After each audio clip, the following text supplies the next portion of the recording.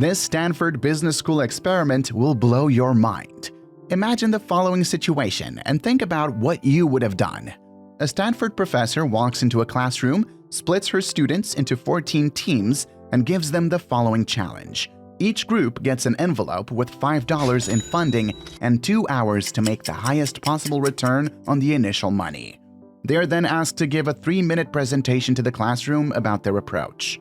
Each group has 5 days to plan their approach, but once they open their envelopes, they only have 2 hours to generate as much money as possible. If you were a student in this class, what would you do? The results were fascinating and varied widely. Most groups followed a basic approach that revolved around the initial $5. Typical answers ranged from using the money to buy lottery tickets to putting the money on red on the roulette table. While these approaches take significant risks in the hope of earning a large reward, they typically end up losing it all. Another common approach was to use the money to buy a few items at a discount store and then resell them for a profit, making modest returns on their initial amount. If you chose either of these approaches, then you would have ended up at the bottom of your class. More successful teams completely ignored the $5 as a distraction and, more than that, a worthless resource. Instead, they focused on the 2 hours of allotted time and started from scratch, asking the question, can you make money if you start with nothing? One group set up a mini business on campus by refilling bike tires for $1 each. Rather surprisingly, there was a lot of demand, and the team was able to optimize their strategy during their 2 hours, moving on from charging $1 to soliciting donations instead.